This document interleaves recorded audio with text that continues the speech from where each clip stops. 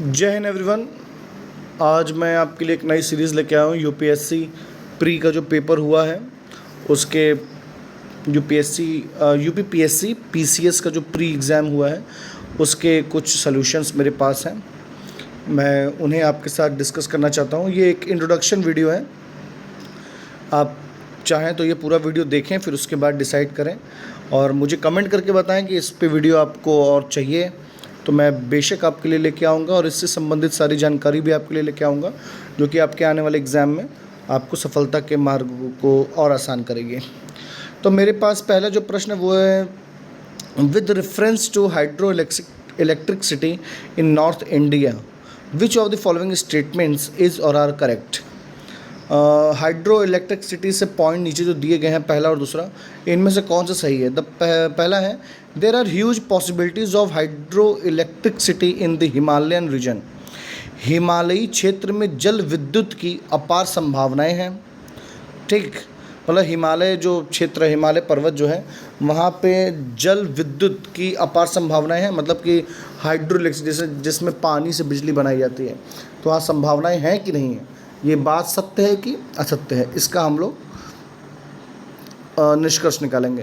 फिर दूसरा है, eastern Uttar Pradesh and Bihar can not utilize this potential because the Himalaya situated to their north lies in boundary of Nepal.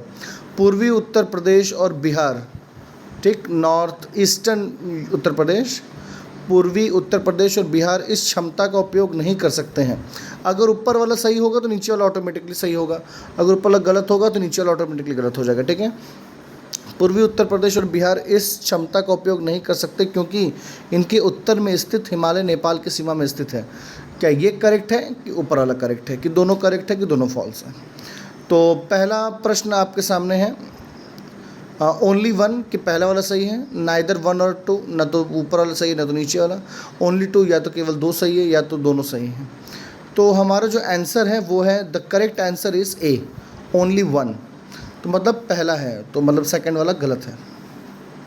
तो पढ़ते हैं, hydro electricity generation heavily relies on the availability of fast flowing rivers with significant drops in elevation. The Himalayan region in North India offers abundant opportunities due to its mountains, terrain, and numerous rivers originating from glaciers and melting snow.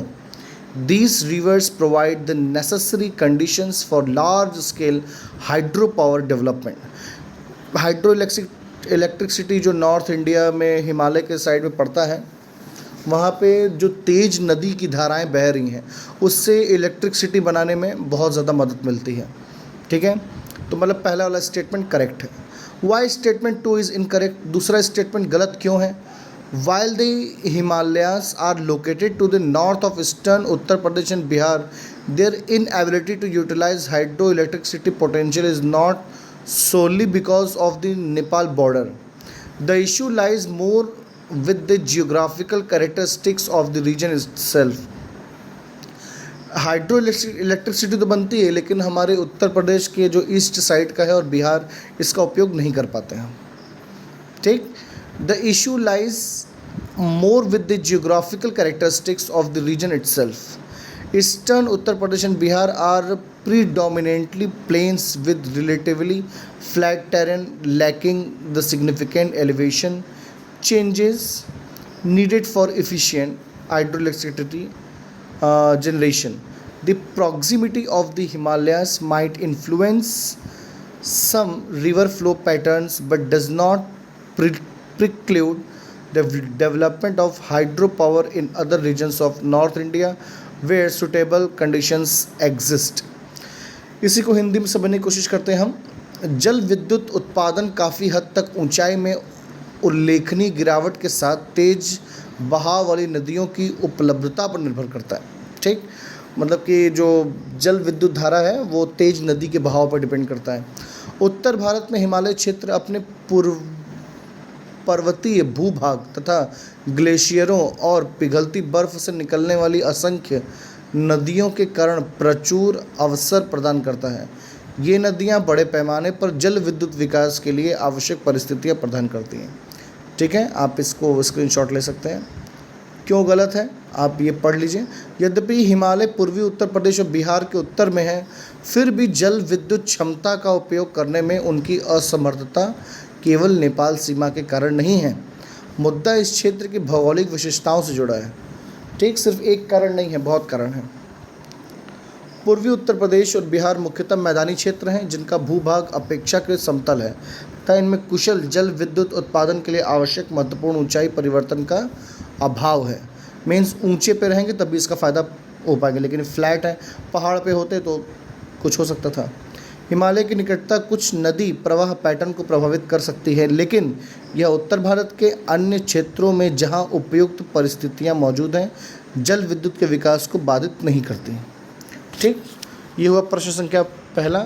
6 minute तो इसी में चला गया। प्रश्न संख्या 2, with reference to लोटोपस which of the following statements or is or are correct? Atoms with identical atomic numbers but different atomic mass numbers are known as isotopes. Protium, deuterium or tritium are isotopes of carbon. Select the correct answer from the codes 1, 2, neither, both. The correct answer is only one. ठीक, पहला वाला correct है कि atoms with identical atoms numbers but different atomic mass numbers are known as isotopes. ये science background का जो होगा वही कर पाएगा। ठीक, इंग्लिश वाला आप देख सकते हैं, कॉपी अगर आपको करना हो, स्क्रीनशॉट लेना तो ले सकते हैं। हम इसका हिंदी वर्जन पढ़ देते हैं। कथन एक सही है। समस्थानिक एक ही तत्व के परमाणु होते हैं जिनमें प्रोटॉन की संख्या परमाणु की संख्या के समान होती है, लेकिन न्यूट्रॉन की संख्या भिन्न होती है, जिसके परिणाम स्वरूप परमाणु द्रव्यमान संख्या भिन्न होती है। ठीक है, कथन 2 गलत है। क्यों? प्रोटेनियम, ड्यूटेरियम और ट्रिटेनियम वास्तव में हाइड्रोजन के समस्थानिक हैं, कार्बन के नहीं। इनमें न्यूट्रॉन की संख्या भिन्न होती है। प्रोटियम में कोई न्यूट्रॉन नहीं होता,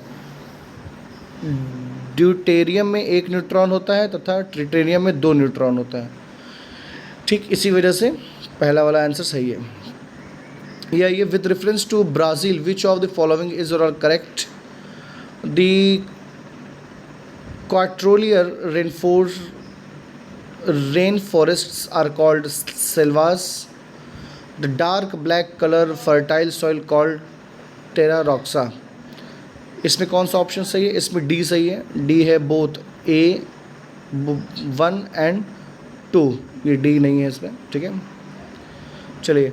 the equatorial rain forest are called selvas. English वाला वर्जन आप देख सकते हैं, वीडियो ज़्यादा लंबी हो जाएगी, मैं हिंदी वाला वर्जन पढ़ देता हूँ आपके लिए। भूमध्य रेखीय वर्षा वनों को सिल्वा कहा जाता है। यस, परिभाषा सिल्वा उष्ण कटिबंधीय वर्षा वनों के लिए स्पेनिश और पुर्तगाली शब्द है, विशेष रूप से वे जो अमेज़न बेसिन में पाए जाते हैं। स्थान ब्राज़ील में अमेज़न वर्षा वन का सबसे बड़ा हिस्सा है जो दुनिया का सबसे विस्तृत भूमध्य रेखीय वन है। गहरे काले रंग की उपजाऊ मिट्टी को टेरा रोक्सा कहा जाता है। यस, परिभाषा टेरा रोक्सा जिसका पुर्तगाली में अर्थ लाल मिट्टी होता है, ब्राज़ील दक्षिण पूर्वी और दक्षिणी क्षेत्रों में पाई जाने वाली एक समृद्ध गहरे बैंगनी से लेकर लाल भूरे रंग की मिट्टी है। ह्यूमस की उच्च सांद्रता के कारण यह लगभग काली दिखाई दे सकती है।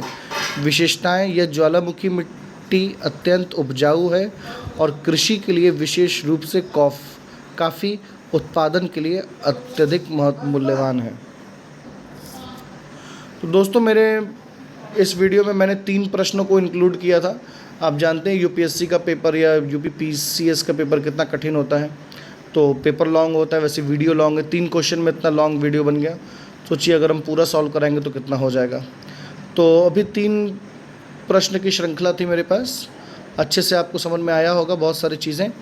अगर जो ना समझ में आया हो कमेंट में ज़रूर पूछिए, और हम आगे इसका जो वर्जन है, आप अगर इस वीडियो को अच्छा प्यार देते हैं, अच्छे लाइक्स देते हैं, 100 लाइक्स इस पे आप अगर बढ़ाते हैं तो बहुत अच्छी बात है।